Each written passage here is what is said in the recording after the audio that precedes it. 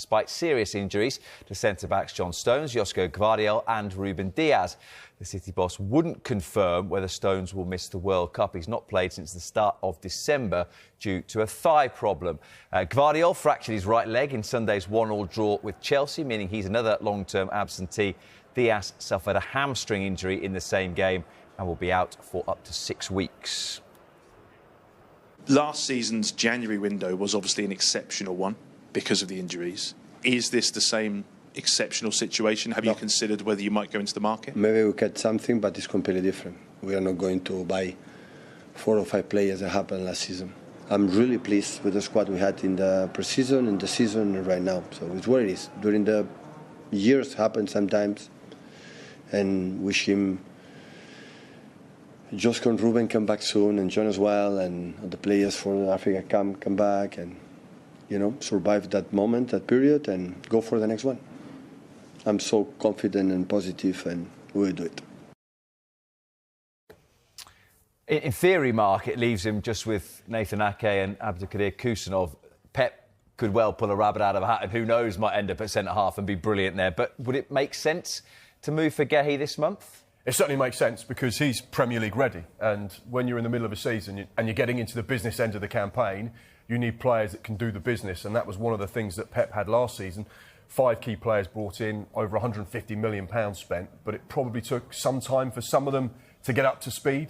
Whereas someone like Marc Guehi, he's oven ready. He knows the Premier League. He's a Crystal Palace captain. He understands the rigours of playing week in, week out are like. He's been playing week in, week out with Crystal Palace, playing in Europe as well, plays on the international stage, so he would absolutely be perfect. And the fact that he's going into the last 6 months of his Crystal Palace contract, there will be certain clubs that will say, well, actually, we might be able to sniff out a deal here. £35 million was the fee that Liverpool agreed with Palace in the summer before the deal was pulled at the 11th hour. So you'd imagine that the fee this time around, maybe 20 million, 25 million, something like that. He's still a captain, he's still a top-class operator, he's still been performing brilliantly, but he would certainly slip into that Manchester City setup. And also, Liverpool still have an interest in the player. We know that they're looking at defensive reinforcements, whether that's this January or in the summer. He's a player that's still very much on their radar. And the fact it is January now, he can sign a deal with Bayern Munich, Real Madrid, Barcelona, so his representatives will be currently speaking to those teams in Europe just to establish, is there a deal on the table that we can sign now?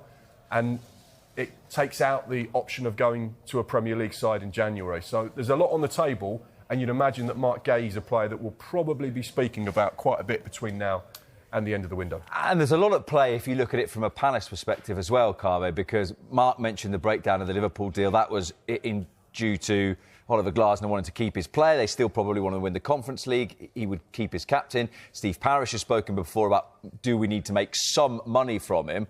Mark mentioned the transfer fee. If Marc Guehi sits tight for 6 months, a lot of that will end up in his back pocket, won't it? I don't think he's somebody who's motivated by money, though.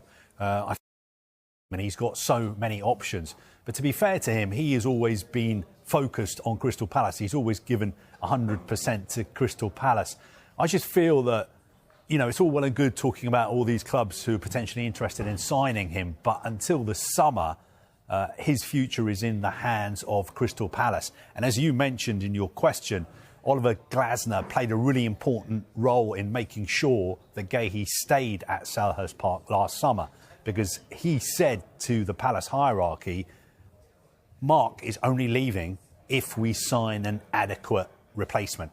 And Palace were not able to sign that adequate replacement. So I think the situation will be exactly the same this January.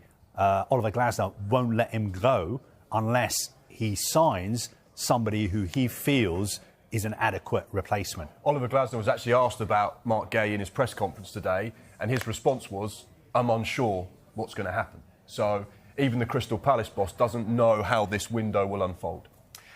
You said we're probably going to speak a lot about Marc Guehi. Are we almost at the point where we're not going to have to speak about Antoine Semenyo anymore? Is that nearly done?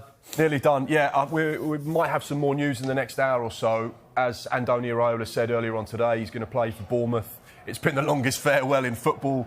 Every single match that Antoine Semenyo has played over the last few days and weeks, everyone's expecting it to be his last at Bournemouth. This was the scene as he left the pitch at the Vitality. after that thrilling game against Arsenal.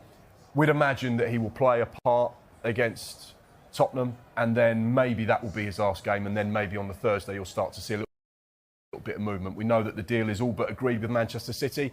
The release clause ends on the 10th of January, so they've snuck in just in the right time, but I'd imagine the next 48 hours would see some significant developments. And the way things work, they generally tend to add to it in the summer. That is when they sign their long-term targets. So I don't think he's gone into Chelsea yesterday for these talks and started talking about, oh, I want this player, I want that player.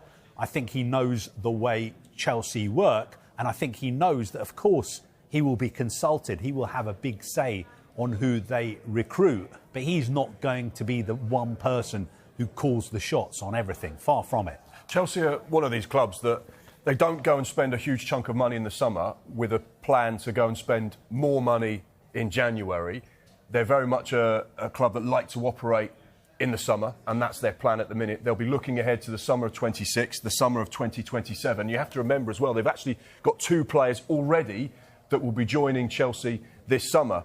Emmanuel Amegma, the 22-year-old striker, is the captain as well at the moment. And Giovanni Cuenda, who's an 18-year-old right winger, right wing back, who's currently in that Sporting team. They signed him in March 2025, but he joins Chelsea this summer as well. He's been described as the next Ronaldo. So the plan for Chelsea with regards... No pressure, son. No pressure. But that's the plan for Chelsea, is that they don't just go out and see opportunistic moments to sign players in windows. They have a structure, they have a plan, and they're looking ahead not just 12 months, but 18 months and beyond. So you just said there, it's 22 and 18, right, the 2 players that are coming in the summer. A lot of people who know a lot about football would say they're not miles off, Chelsea, from being a club that could potentially challenge for the biggest prizes, the Premier League and the Champions League. What they need is a better goalkeeper, a very experienced centre-half, and a recognised goal scorer. For example, why weren't they in the market for someone like Alexander Isak over the course of the summer? Will they go and do that, or are they just totally committed to this model of buying and flipping? Is that what people... What did you say? People in... I think a lot of people who've played the game would say you're 2 or 3... Is that what they think or what you think? It's probably both, but you would say... I thought so. What would you think? Do you not think that they're 2 or 3 experienced players away from being a serious team? I think they're already a serious team. They're world champions. I think what you say, of course, I've heard it before. I think you can push back on everything you say there. On the goalkeeper, I think Sanchez has been playing really, really well recently. I can't remember the last time he made a mistake. His form has really improved. When it comes to centre-backs, Chelsea have got a lot of centre-backs already. Who is out there who they could go out and sign? The name that people keep saying is Marc Guehi. I think they've looked at him and decided for whatever reason that they're not going to make a move to bring him back to Stamford Bridge. You talk about forwards. They've gone out and signed Liam Delap. They went out and signed João Pedro. They've got Emega joining from Strasbourg. Either of those two are Premier League title-winning centre-forwards? I think they are, yeah. I think they are. Maybe not this season, but in the next few seasons. Chelsea, they've got the option of signing players like an Ekitike or going in for players like Alexander Isak. They're not going to do that. They're not going to be paying players top wages. They've got their wage structure and they're going to stick to it. I know what they're doing is controversial and not everyone's happy with it, and it's totally different to the way Roman Abramovich ran the club. But this is the way things are. And I think sometimes